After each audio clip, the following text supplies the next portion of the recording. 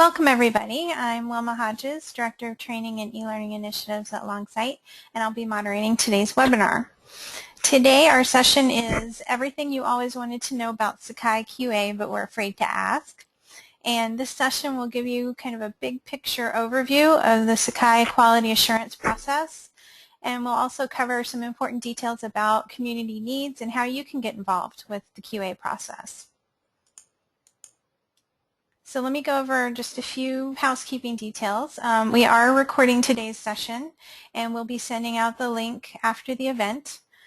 You can view today's recording as well as previous sessions on our YouTube channel, and the URL is www.youtube.com/Sakai CLE.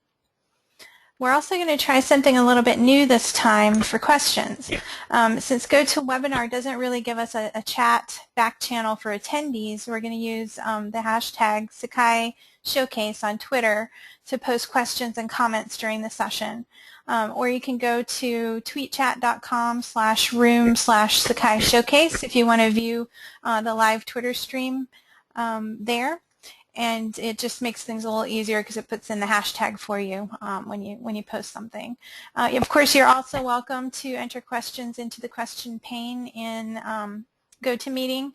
I'll be monitoring both Twitter and the questions within the GoToMeeting interface, so you can post them either location, and I'll relay those questions to our speaker.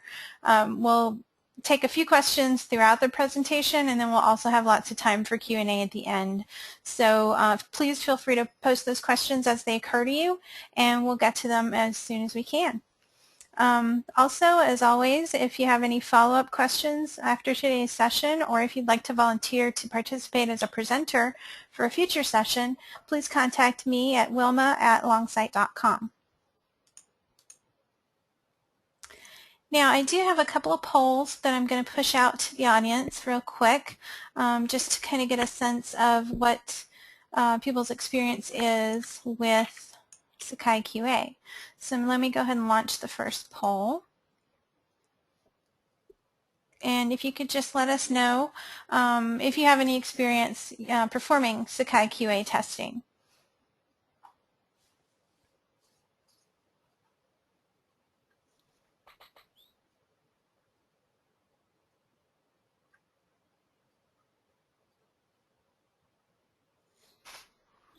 Okay, if you haven't casted your vote, please go ahead and do so. And I'm going to go ahead and close the poll.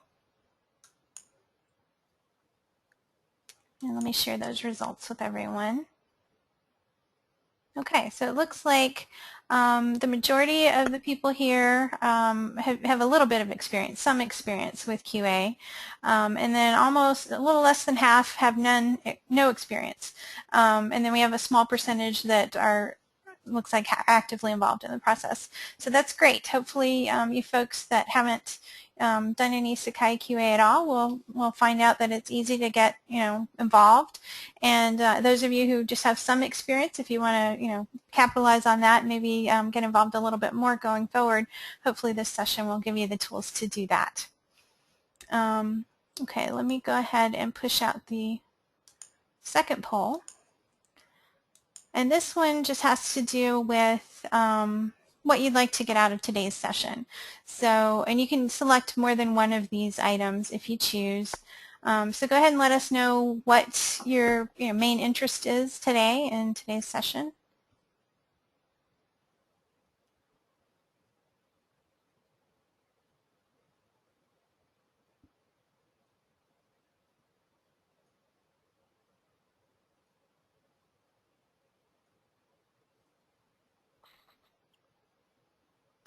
Okay, I'm seeing about 60% voted, so give folks a couple more minutes.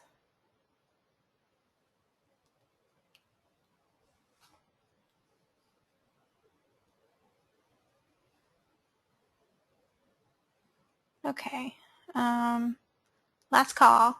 All right, I'm going to go ahead and close the poll.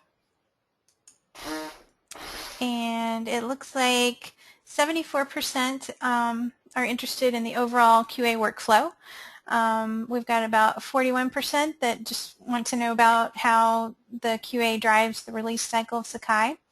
And then 37% on the basics of using JIRA, and then 30% on how to get involved with QA. So that's great. Hopefully that will give Neal some information as he goes through his presentation.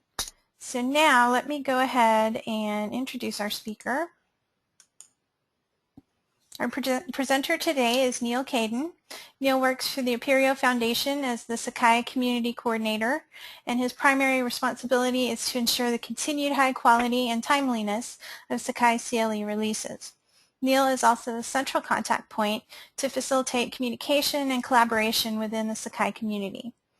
So without any further ado, let me turn over the presenter controls to Neal.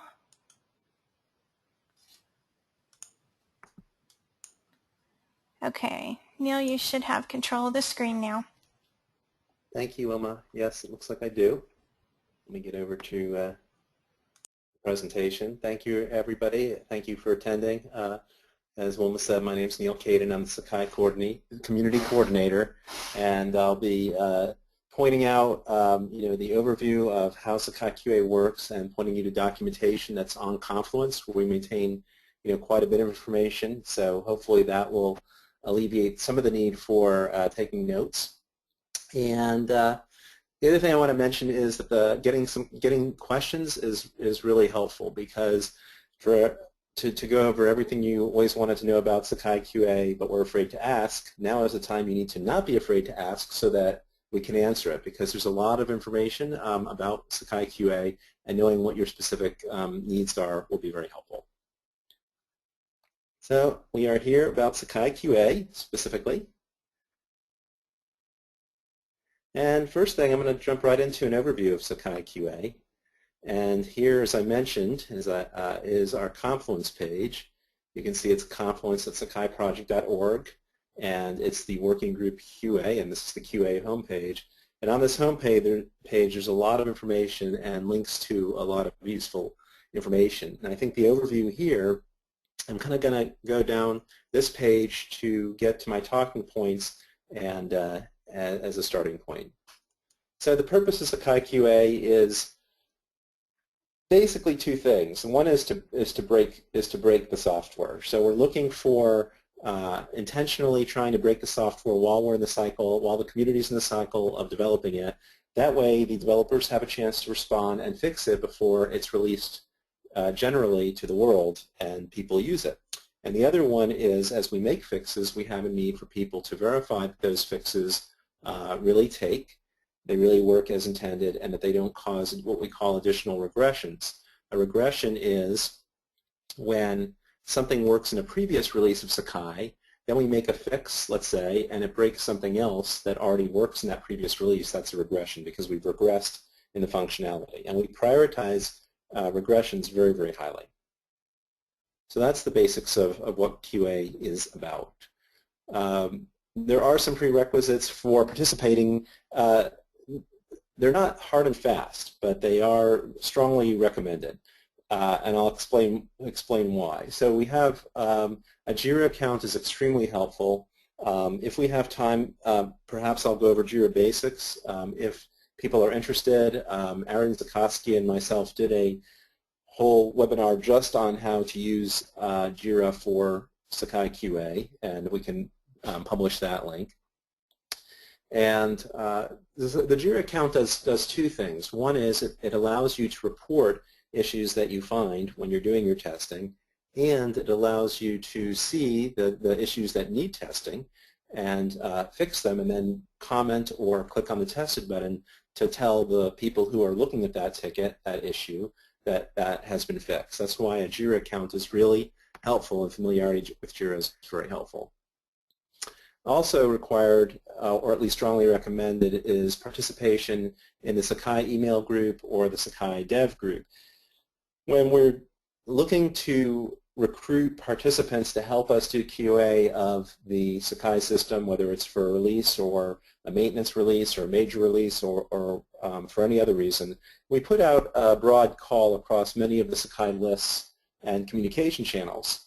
But when we're getting into the nitty-gritty of working through issues and when people have questions, the loop that we use is the Sakai QA and Sakai dev lists to answer those very specific questions and give more specific information about what's happening.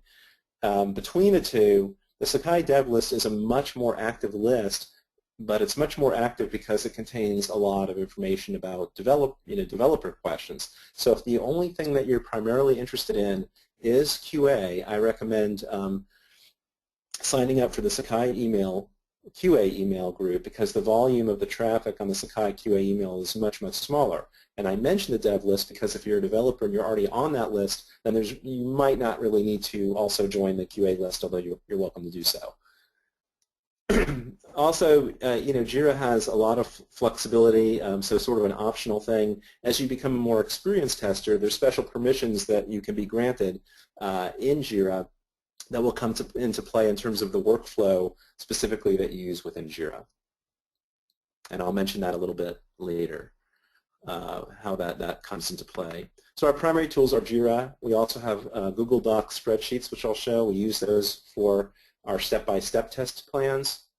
And we have QA servers that are maintained by several different institutions. So as we have new versions of Sakai, those QA servers get updated, and then we test against those.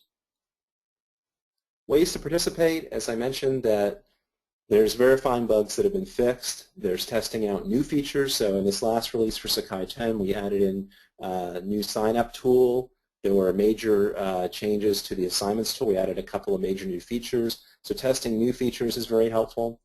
I also mentioned about regression testing. So we want to regression test existing features to make sure that what worked, for example, in 2.9 is still working in Sakai 10 plus the new things we've added.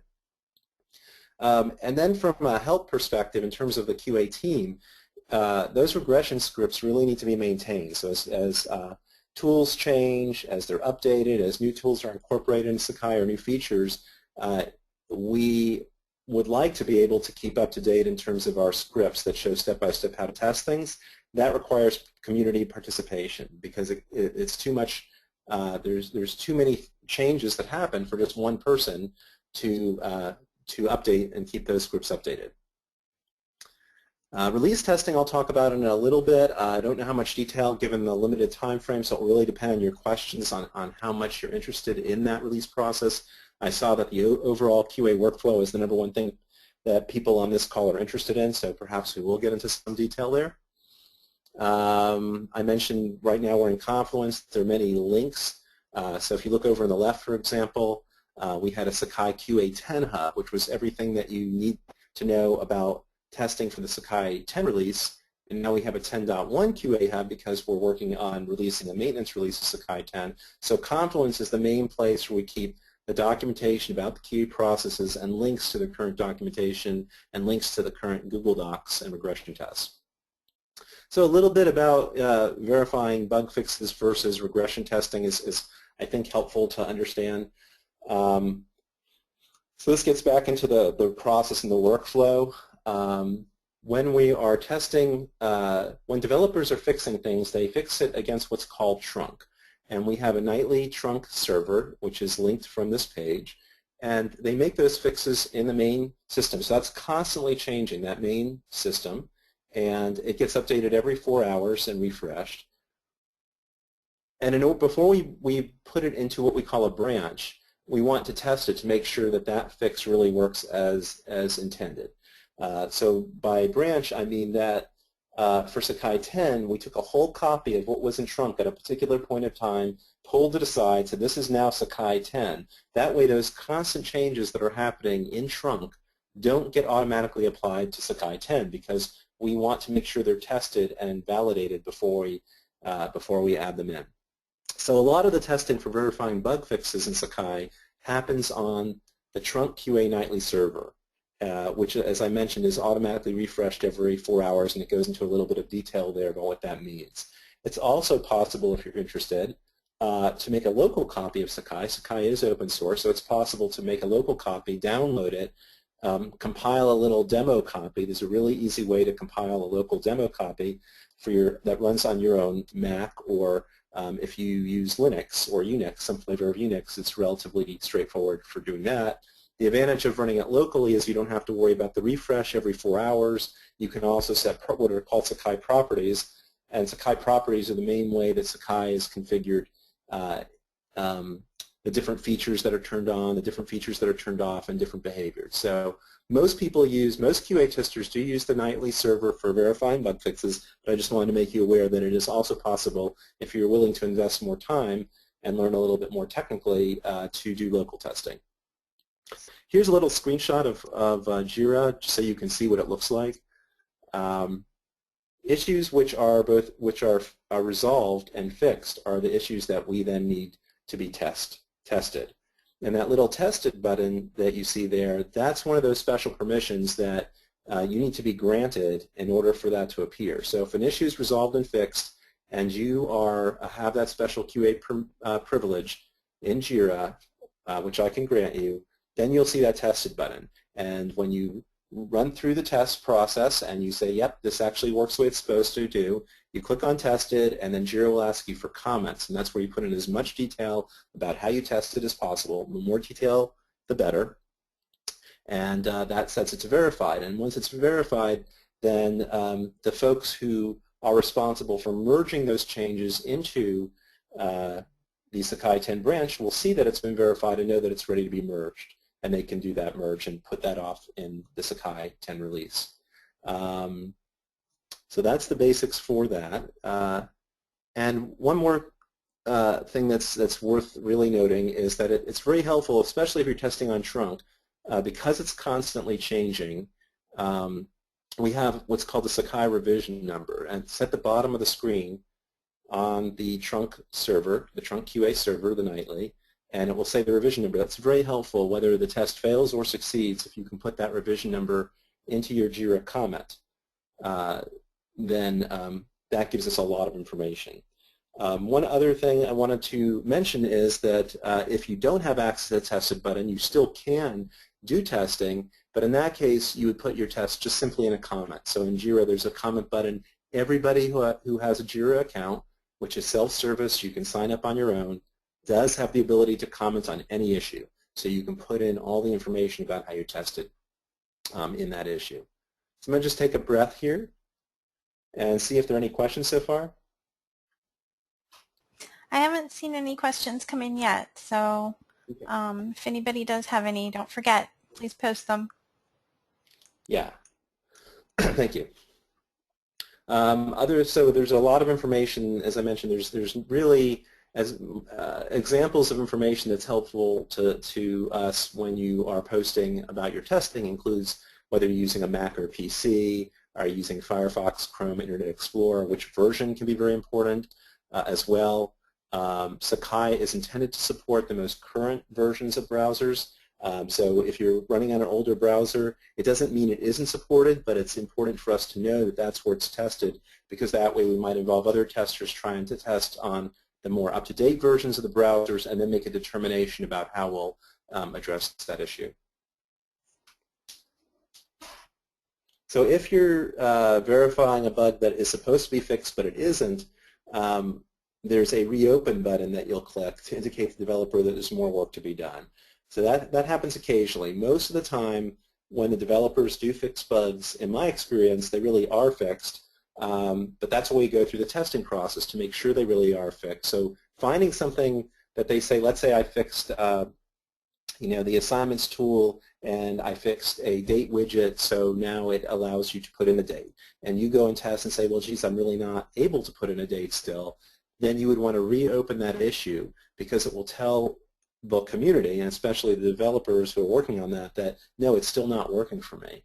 And knowing where you've tested is really important. And again, typically when you're testing fixes, it will be on the nightly Sakai server. But if it's, for example, on the QA server, and what we do a complete documentation about which servers to test, I'll show you an example of a test plan in a bit, then it would be different. Then you would explain which server you tested on. So testing new features is essentially the same as testing for bug fixes. if you have the permission, you still want to click the tested button. Again, new features have JIRA issues as well. So every bug that's reported is reported in JIRA. Every time we add new features into Sakai, we add a JIRA in, and we give them a different detail. So if you notice in the screenshot, it says type bug. Well, there's also type of feature, there's a type of contributed patch, there's type of task. So every activity that goes into Sakai goes through JIRA. It's really our central communication hub for bugs and features. I mentioned regression testing is a very, very detailed look at regressions, and I will show you an example of a regression sheet a little bit later. So hubs, I'm going to talk a little bit about that. So I'm going to skim over this part here and just mention that we do sometimes have QA team meetings. That depends partly on availability of people who are participating in QA, but what those are about is where we can share information about what we're testing and to plan, to figure out what's the best approach based on where we are at this point in time, based on where we are with whatever release, major or minor release we're doing, what's our approach and how we know we've been successful or not successful in doing QA, so we can give input back to the Sakai core team. The Sakai core team is the main set of developers who are working actively in Sakai, and they have a meeting every Thursday at 10 a.m. Eastern. It's open to everyone, including QA folks if you want to attend, and it's a great way to have that additional communication beyond just the listservs between QA and the Sakai team. We have needs also for expert QA knowledge, so I thought I would mention that. There's accessibility testing that we can use help on, localization testing, testing in different languages, reviewing of patches and fixes. I mentioned testing locally. It does require some extra technical expertise and knowledge that you'd have to acquire for what types of software to install on your system, which all of them are open source and free. Automated testing would be wonderful if we had a bit more expertise in that area. And security testing is a whole other branch. So we have security issues, and they're, as you know, hidden from the general public, and they are managed by the Sakai Security Working Group. And so when we have testers who are trusted, we then add them onto that permission and that privilege of seeing those security issues and helping us to test the fixes that go on in that area. So down here on the same page, there's some general testing tips. I'm not going to go into all these in detail, but they are some tips about how you can try and break Sakai. So they are worth looking at. Neal, I did have one question overview. come in. Yeah, sure. The question reads, I'm a Sakai administrator for my institution. Should I have a JIRA account? Yeah, I think it would be a good idea. As I mentioned, Sakai JIRA accounts, there's no charge for them. They're self-service. If you go to jira.sakaiproject.org, there's a place to click. I can show that real quickly. To create an account, it doesn't cost anything. Right now, let's see, I'm looking at a particular filter. Let me go back to the home. So here there's a login area, and there's signing up for an account. So I do recommend getting a Sakai JIRA account if you're a local Sakai administrator, because it will give you most of the issues in what's nice about kind of how the Sakai community works is it's very transparent. So even without a Sakai login, as you can see, I'm not logged in here, and yet I happen to have had what's called a JIRA filter in there, and I can still see most of the issues and most of the comments on the issue, which is nice because it means it's not required for the world to see the transparency of what's going on in the Sakai system. However, if you want to participate and do testing and to comment on issues and to watch issues, which is a very, very powerful feature in JIRA, where once you're logged in, you can click that I want to start watching an issue. Every time something's changed in the issue, you automatically will get an email notifying you. So for very many reasons, being able to comment on issues, participating in testing, keeping track of issues and features that your institution is interested in. You might find that there's a bug fix that you particularly want to know as soon as it's fixed, that you might want to bring it into your institution and apply that patch. By watching the issues, you can stay abreast of the latest developments on the issue. And if you have additional information to provide on a fix, then you can put a comment in, and that might help the developers to narrow down more thoroughly what the real problem is that needs to be addressed. So I highly recommend getting a JIRA account.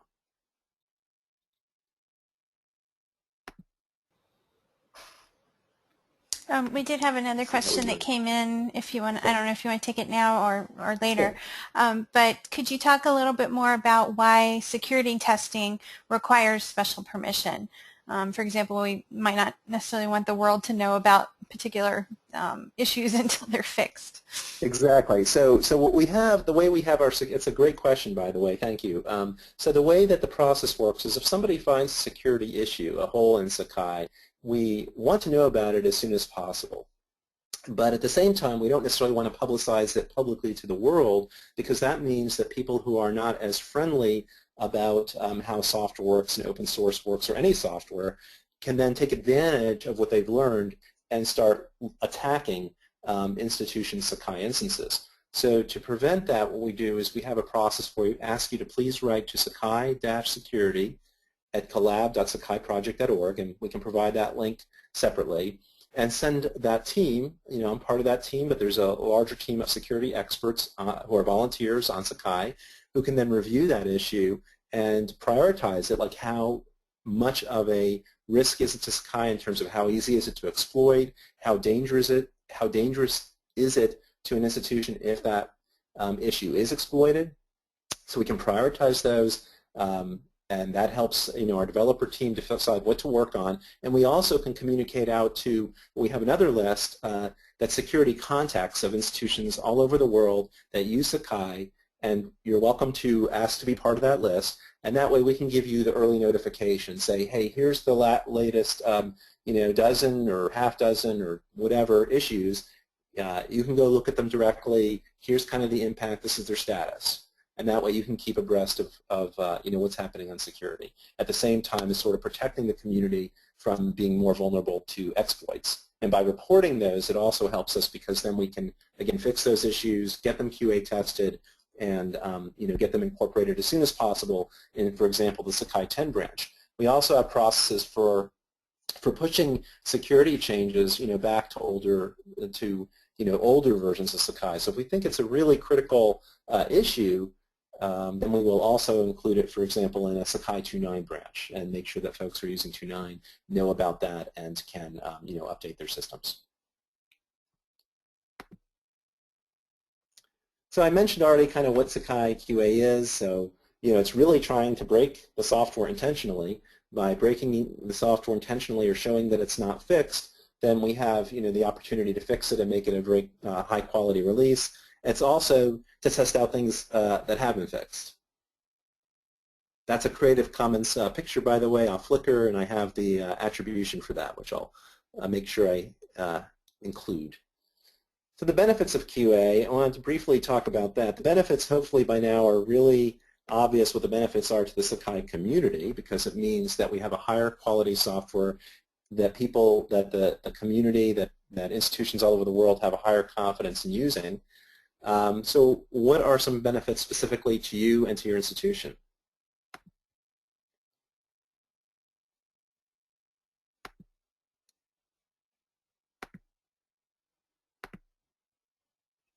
So some of the feedback we got, this was Adopt a Tool, which is one of the ways that people have contributed to Sakai QA testing, which is to say, our institution is really interested in the lessons tool, or our institution is really interested in the assignments tool, and we use it a lot, and we use it in certain ways. We want to make sure those ways are still working, and then an institution will adopt that tool and pay specific, extra focus on testing that area. And some of the feedback we got was, for example, Oxford made them more aware of how the Sakai QA process works, so getting involved in that level of actually testing. Now you understand what's involved in the QA process. For Loyola, it helped them become more aware of the new features that are coming and the new changes that were coming, which helps them with planning. Indiana, which now is moving to a Unison platform. However, they've really enjoyed working in QA and learned to interact with developers, and a lot of great feedback when they need to understand specifically what's happening. And in Caidin, they took Samigo, which is our test and quiz module for Sakai, and they put it into Sakai 2.9 and put that into production, which had a number of benefits because they were able to use the Sakai 10 features of the test and quiz tool early. This is part of the beauty of open source. and at the same time they were able to feed back to the community problems they found early so that we would have a even stronger same-as-go test and quiz. And at University of Virginia, they adopted code that they contributed. So they're one of the schools that does development on Sakai. They contributed back to the core. And by doing the testing, that meant that when the next releases of Sakai come out, they know that their changes are already in there. They don't have to worry about refixing those bugs because they've already contributed them back and tested it to make sure that they're in good shape.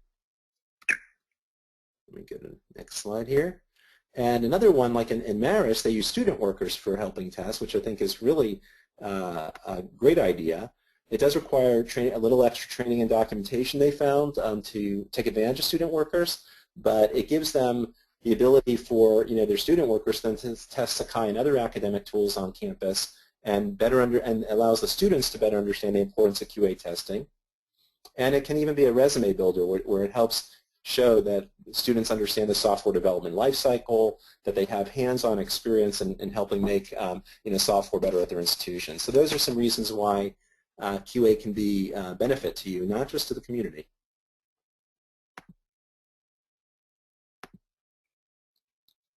So when does it happen? When does Sakai QA happen? So the glib answer is it happens all the time. And the reason for that is because we're always working on something, right? So right now we're working on a Sakai 10.1 maintenance release. So we have a filter of all the things that have been fixed, in Sakai, that if we can get them tested and verified, we'll merge into the 10 branch and can get into a 10.1 or a 10.2 maintenance release. So that's an ongoing need that we have. We're also starting to think about Sakai 11, which is represented by Sakai Trunk. And so the more testing we can get done from a regression perspective, really testing out the features on Sakai on Trunk, then that means when we're getting further into Sakai 11, the stronger base of quality software we'll have to work from. So in a sense, we're really always we're always testing, although sometimes we're putting in a little bit more of a focused effort than others. So I mentioned major releases, Sakai 10, Sakai 11, which will be coming probably next year, and probably testing even starting as early as later this year. Sakai 10, which just came out. And I'll show you just a little bit of what a Sakai 10 release comes in. Again, coming back to that there seems to be an interest in the overall workflow and how does Sakai QA fit into that workflow. So here's an example of Sakai QA 10 Hub. As you see, we have all these iterations of testing. So first, as I mentioned, we have ongoing testing. So we put in some effort to test on the nightly trunk before we even got too far into Sakai 10 because we were still defining what's going to go into Sakai 10, what's not going to go into Sakai 10, what is the schedule going to be for Sakai 10. We tried to estimate how many iterations of testing we would need, how long they would take. And then we got into the specifics. We went through QA1, QA2, each iteration of testing. At QA03, we did what's called a branching, which means we took trunk and we made that branch I talked about. So now we can kind of isolate it as now a definable Sakai 10. And I'll show you what Sakai 10 test plan looked like. So this is a Sakai 10 test plan.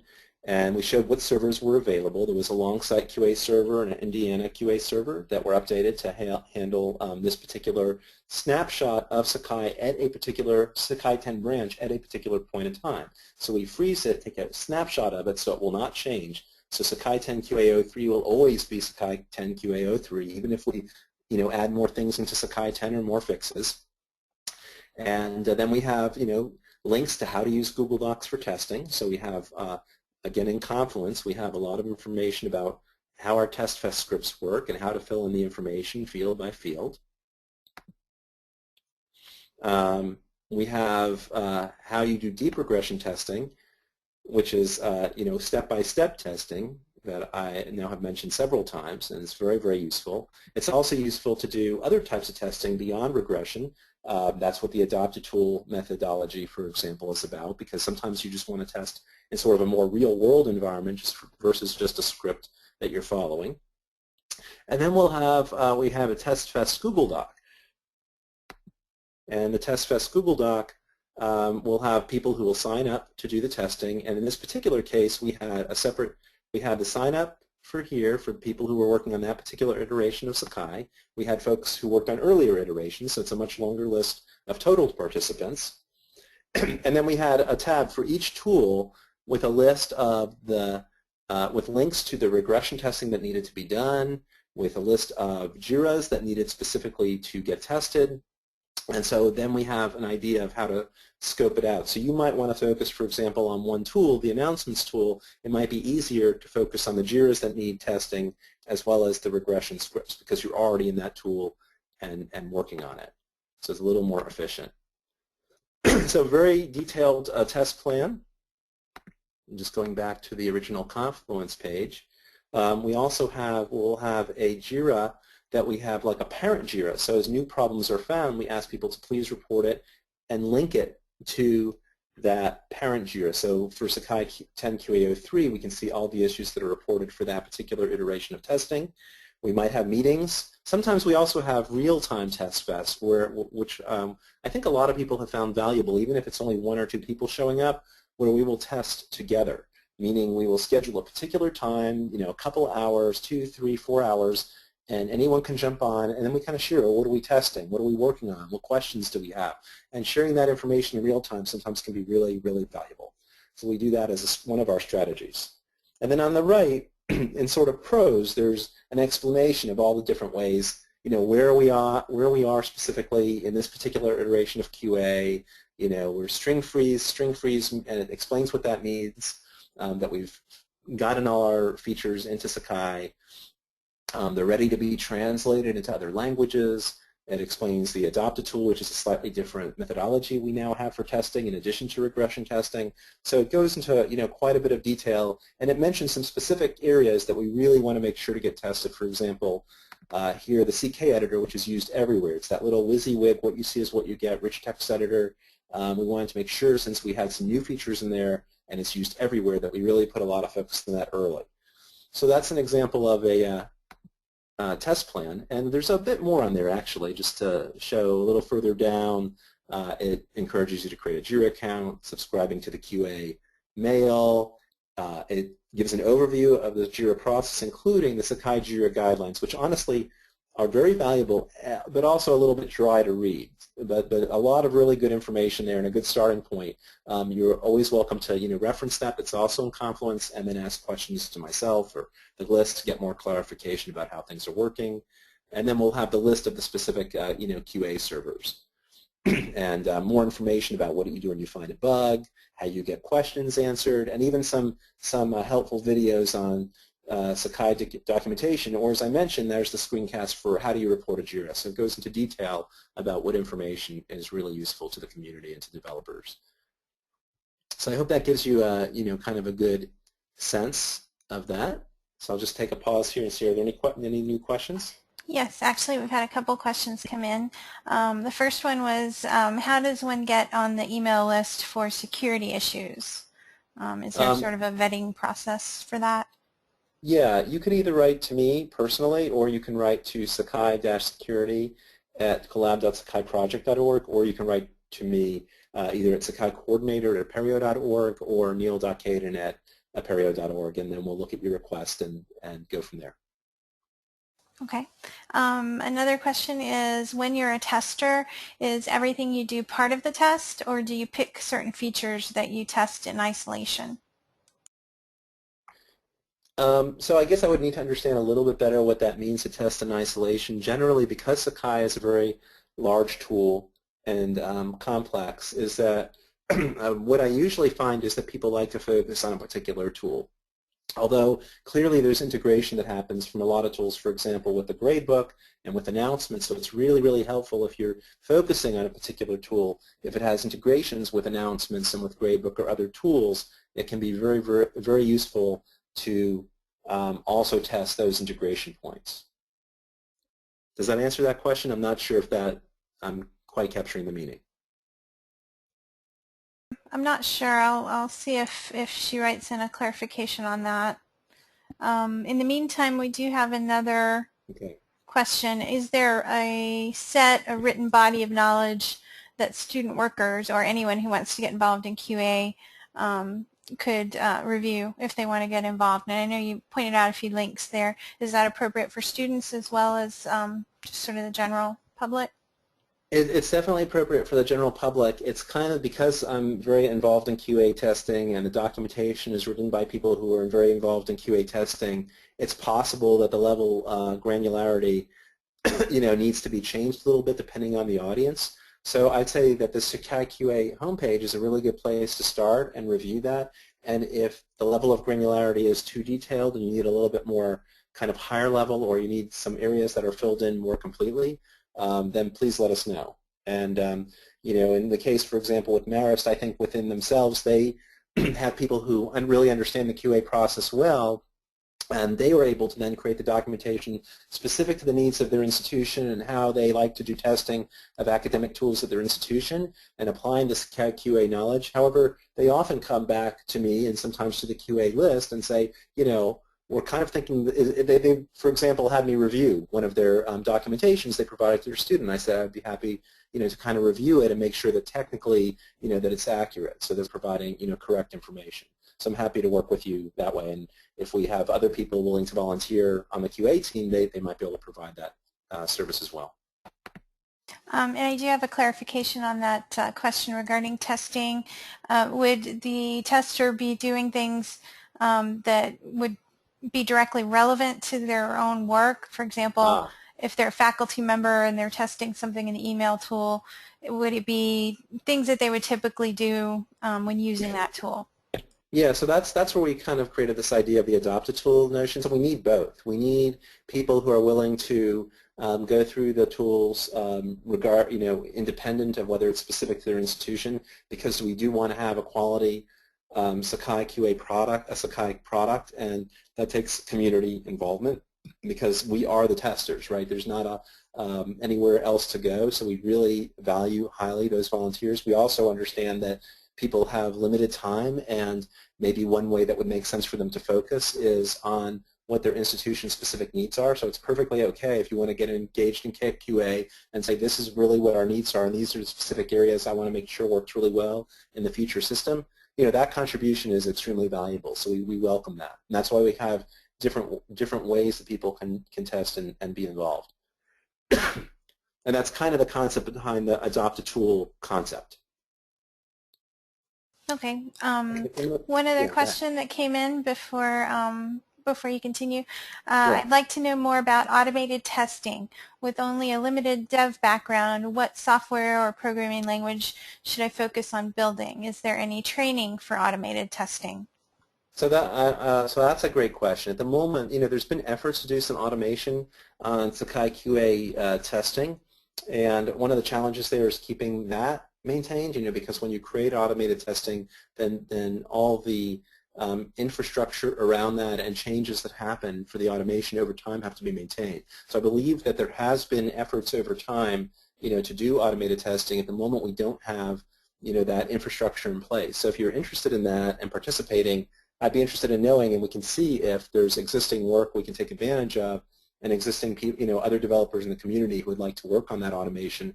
And maybe if it's valuable, for your institution, it would also be valuable for the Sakai community. So that's sort of the vague answer of it would be great to have. We don't have a really robust process at the moment. And to please, let me know if that's something you're interested in exploring. So I'm just going to mention, can I move on, or is there additional follow-up? Sure. No, that's it for right now, so go ahead. Okay, great. So I mentioned maintenance releases. So those tend to be smaller releases, but it's the same kind of concept. As I mentioned for 10.1, the primary focus for 10.1, which is going to be a much smaller but it's still important release compared to 10, is we have something called a JIRA filter, which I think I had brought up earlier. And I'll just go over here to the Sakai 10.1 QA Hub and see.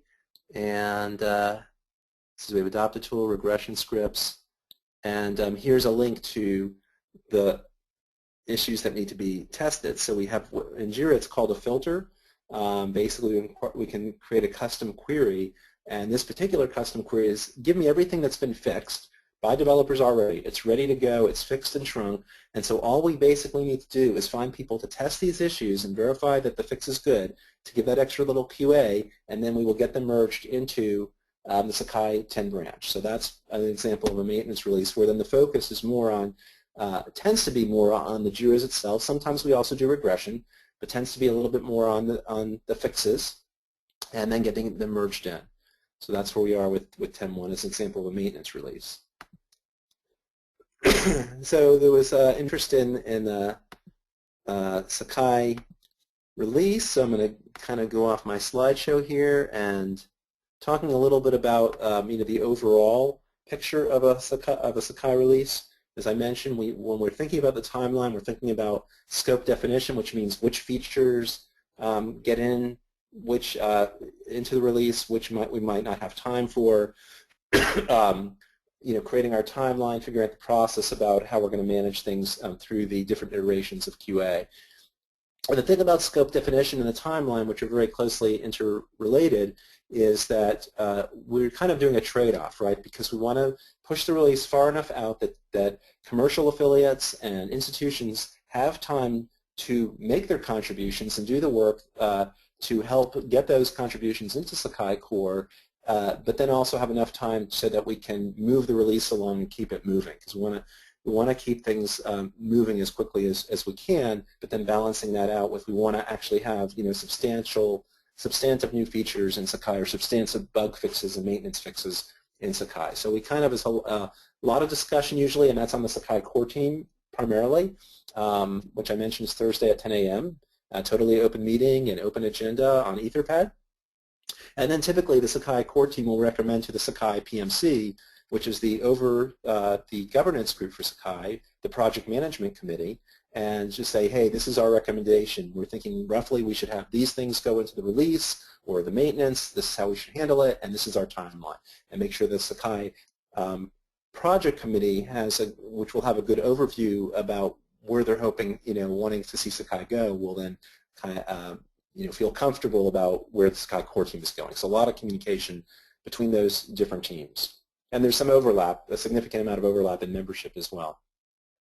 And so I mentioned that we have the core team meetings, PMC, and then we'll go through all the QA iterations, and we kind of establish we will establish some metrics for the QA, like we'll say we need to get these certain things have to be fixed before it's even worth doing another iteration of QA, or we will put pressure on ourselves as a team and a community and say we're going to try and get a new QA iteration out every 2 weeks. So we're pushing on that schedule so we can keep things moving and work as fast as we can to get a quality release. So we have a couple of different strategies, and that's part of that process that we think about.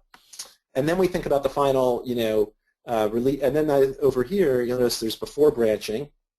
I mentioned branching several times because we'll have it while if it's a major release, it's part of trunk, or if it's a maintenance release, then it's fixes that are going into trunk. And then, after branching, we have this now pristine Sakai 10 branch that we very tightly control what goes into it. So not just anything, whereas trunk is a little bit more free-form, it's a little bit more like the Wild West show. Developers do have a responsibility to contribute, fixes that they've tested locally on their own instances before they contribute it, but we're much more lenient about what goes in the trunk, whereas with the branch, because that's going to be released to the world as a tagged release, we're much more protective of it. And then we have a release process. Okay, once we get to the end game, what are the final steps to get the release out? And certainly some additional QA is called for there, but it tends to be much more tightly focused. So resources, I mentioned that on Confluence we have our QA test plan. We have a lot of Google regression scripts. On Confluence we talk about, we have links to the latest scripts. If you wanted to jump in and fix scripts, for example, and make them more up-to-date, we have an explanation of what all the fields are. I could go into a little more depth about Jira as our main communication mechanism, because that was one of the top things that folks were hoping to get out, was a little bit of Jira basics. I'm looking at the time. We have about 10 or 11 minutes. I think we covered types of testing. I think that there are some other tools that recently we've added to Jira that I'll be exploring in the near future. There's something called Jira Capture, which is integrated into our Jira instance, It makes it real. It also is a browser plugin for your browser, so it makes it really easy to capture screenshots and put them directly into new tickets, new issues you're reporting. So really cool looking tool that you'll be hearing more about in the upcoming months if you decide to stay involved in the QA process. So I'm kind of wondering if there's additional questions, and then if there's not, maybe I'll do a quick overview, very basic about JIRA. I don't see or any answer some new questions a little bit more in detail about the release cycle. Yeah, I don't see any new questions right now. So if anybody out there in the audience does have a question, please go ahead and post those. Otherwise, go ahead, Neal. Okay, so we are kind of in the QA session, but since we saw there was some interest, I'm just going to cover JIRA at a very high level, and I'm going to go back to the Confluence, because there was a in the QA area there. Excuse me.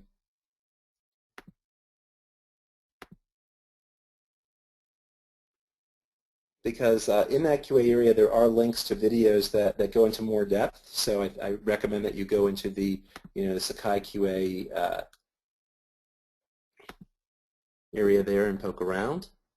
Let's go back to the main area. Maybe I'll link to the videos off this main page just so that you don't have to go all the way down to a particular QA hub.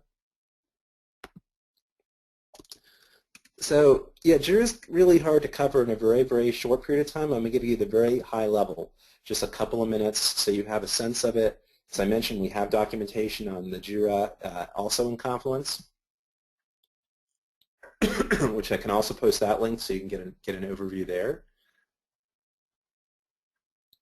So the basics are that if you log into JIRA, for most of you, you probably won't have tickets assigned to you. I do get tickets assigned to me, or I assign them to myself.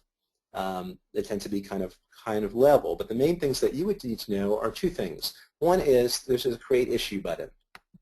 So that's the advantage of having a JIRA account, because then you can click on Create Issue.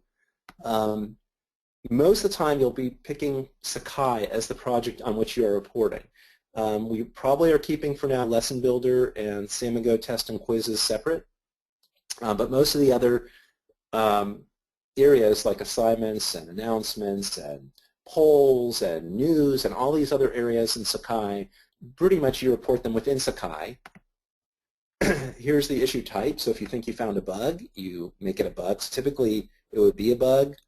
We do take feature requests as well, although that's a little more complex of a process, and then in that usually feature requests come with somebody bearing resources, meaning they say, well, we're going to work on this feature, so we're opening it up so the whole community knows about the feature and can join us if they want, because they think this is important for the community. If you just put a feature request in and you're not actually have any resources to it, there's a good chance, it may not get addressed because it's not a it doesn't have anybody assigned to it, right? We're a community, an open source community. So most of the time you'll be doing reporting bugs. You put a summary, which is like a title for the issue. Make sure to put something that's in English and relatively straightforward. Generally speaking, the default priority is major. Keep it at major, then the Sakai core team will review it. If you think it's a blocker or critical, if it's that level of an issue, generally it's the Sakai core team that makes that determination. So you could just keep it as a major. A blocker issue means that we will not send out the next release unless we get that issue fixed. A critical issue is essentially something we think it's really high in priority for us to look at, but we might still do the release even with that critical issue reported. We have components. That's where, for example, if you're working on announcements, announcements would be the component within Sakai. Or if you're doing the assignments tool you're reporting on, you pick assignment as your component. So component, by and large, is the tool, and this is not strictly true, but at a high level, it's the tool that you're testing. And that's different for lessons. So lessons has its own little project, as I mentioned. It has its own area, and so does Samigo Test and Quizzes.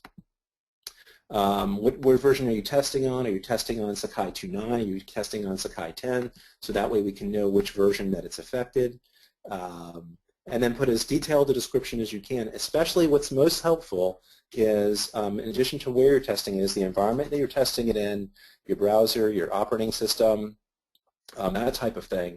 And the steps to reproduce the issue. It's so, so helpful to the community, to the developers and other QA testers if you say step 1, do this, and as instructor role, do this step, then do this step and do this step. Now as student role, do this step and this step and this step, and then you'll see this problem. Having that very simple set of steps and roles helps us to reproduce the problem so we can more quickly understand its priority level and kind of how to get it fixed and how to test it. So I highly recommend that kind of approach. But do your best. There's some other fields here. Mostly you can ignore them. Some of them are important, but the Sakai core team will really do some of that evaluation for you. It's okay to make a mistake when you're creating a JIRA. Again, because the team will take a look at it. If you particularly have questions about it, feel free to write to the core team, or write to the dev list, or write to the QA list, or write to me directly because you're unsure about something. So I do get those kinds of questions frequently. So don't worry about making a mistake. It's better that you create the issue, do your best to fill in the fields, and then we can always clean it up later and edit it and make it a little bit more aligned with how how we think about the issues and how we process them. But the important thing is to report them. If you're mentioned about seeing an issue or following an issue, let me quickly show that.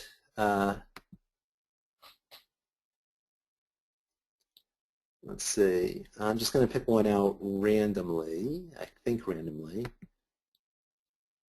So improved deleted groups handling in Samigo. Let's say that's important to my institution. I can click Start Watching this issue. Now I will get emails every time someone puts a comment in this issue. So the other way that you'll use it is you'll have an issue that you'll be testing. It might be in a filter. I showed those earlier, and you'll see an issue you want to test and help out. And you'll click on it. You'll see a screen like this. If you have that privilege, you'll see tested. Otherwise, you won't, but you will always have the ability to comment. So this is a great way for having a threaded discussion on just that issue. Where we can go through. Some of it does get pretty tech talk, so don't get too intimidated. Feel free to throw in the observations that you have that might help us with the issue. And this one is a little bit on the technical side, so I don't know if there's a good example of a step-by-step way to reproduce the issue that we typically prefer to have. That way we can kind of test it, and when we go to verify the issue, we can feel comfortable that we really did get fixed because we went through all those steps and it worked for us. So those are the main things you need to know. Tested, commenting, you can add comments here. The comment button here does the same thing. It just makes it more smooth. There's a description area, so you can tell the overall issue. And then we also, when we know an issue is going to go to, for example, Sakai 10, we put in what's called a 10 status of merge. It means once we get this fixed, once we get it tested, we want to get it merged. Once it's merged, the person who does the merge, the developer, will then set it to resolved. And we do control that pretty tightly. So we have a very small group of people who are responsible for merging issues in. So I know that's a lot. It was probably pretty fast. But I want to take the last couple minutes, see if there's any additional questions or areas of focus you felt like you still want more information on, and maybe we can find ways to do that now or offline. Okay, does anybody have any final questions? All right, I'm not seeing anything new coming in, so I'd just like to take this opportunity to thank Neal for taking time out of his day to share all this with us. I think it was really useful, and hopefully some of you will decide to help out with some of the QA testing. We can always use more testers, particularly for the features that are important to you at your institution. Make sure that those are really thoroughly tested before they're released. And I do want to take just a second to put in a quick plug. I'm going to post it here in the chat for everyone. We are having a Sakai virtual conference in the fall. It's going to be on November 7th.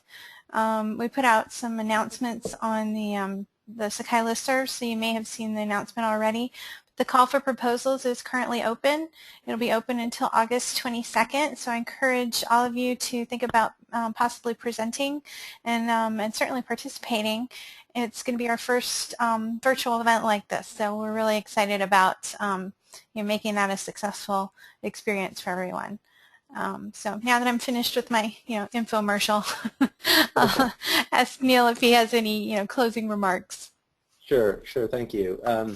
Yeah, so a couple things. When I mentioned that image I used, I really believe strongly in Creative Commons. So I got that. There's the link from Lee Haywood off Flickr, who made that image available in Creative Commons. I also wanted to mention that, yeah, there are a lot of ways to get involved in QA. That I'm very happy to do, online trainings on QA to small groups that may have, some similar needs. And very open to input and could use the help in terms of further refining the documentation and keeping scripts updated and seeing what kind of interest there is to improve the QA process. Make it as simple as possible to make it easier for people to participate. See if we can find ways to better automate the system. For testing. So anything like that, I'm very, very open to individual discussions as well as group discussions. So feel free to please reach out. And thank you for attending. Okay, thank you everyone. And thank you, Neal. Appreciate you being here today, and we will be sending out a recording link after the session.